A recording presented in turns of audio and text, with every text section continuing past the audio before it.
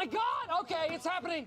Everybody stay calm. What's the Everybody procedure, stay calm. everyone? What's the procedure? Stay calm! Wait. Everybody just calm down! There are two products in France.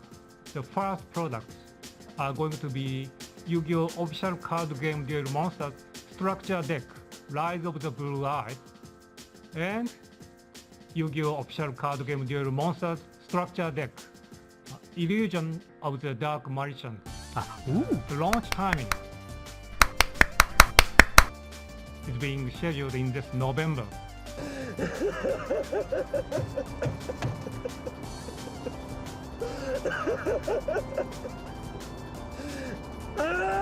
Yeah, so it's finally happening. Never before have we had a Dark Magician structure deck. And before you bring up Spellcaster Judgment and all of the Yugi decks we've had up until now, those do not count.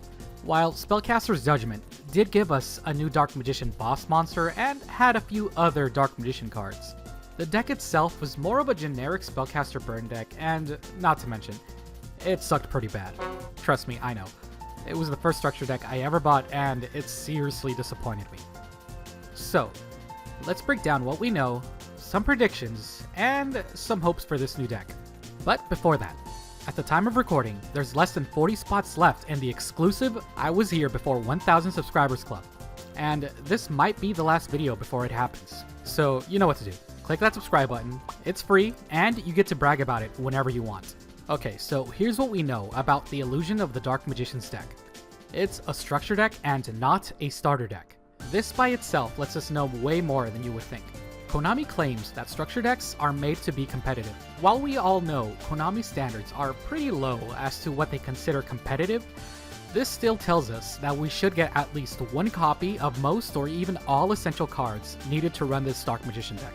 That's the real difference between starter decks and structure decks. Starter decks come with random cards that have no place with each other, while structure decks come with most of the required engine to run at the very least.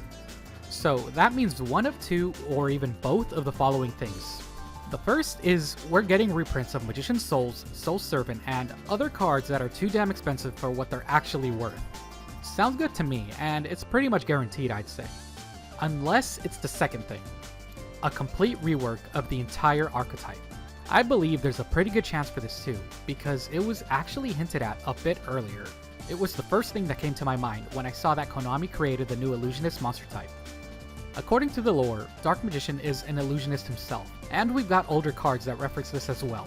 So I would not be surprised at all if we got a flat-out retrain where Dark Magician is an illusionist instead of a spellcaster. If this happens, the deck will also likely come with the new Gazelle and Baphomet cards, as they're illusionists themselves and would even fit the whole Yugi theme, since the original versions were also in his deck.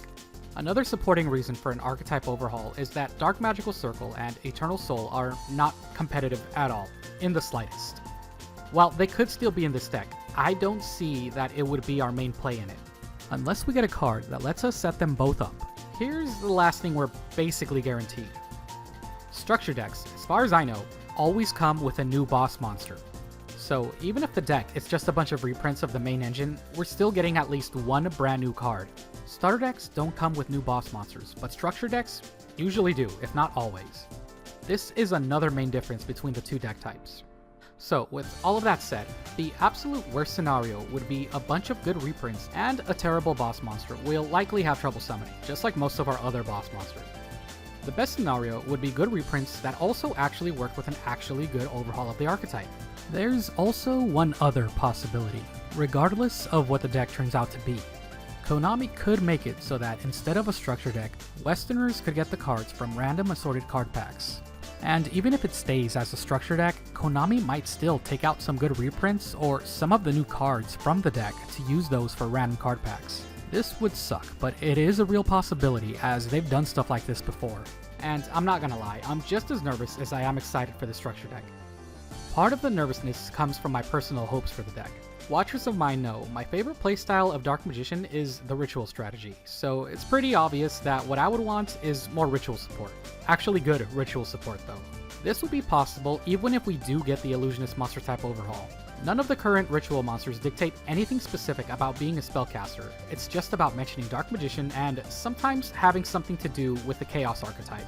That in itself is also something I would love. More Chaos and Black Touch Soldier stuff. And oddly enough, what I want most, a Ritual Dark Magician Girl card, and it being good should go without saying. Another less likely possibility could be a crossover boss monster with the Blue Eyes deck, whether it be a fusion, ritual, or whatever.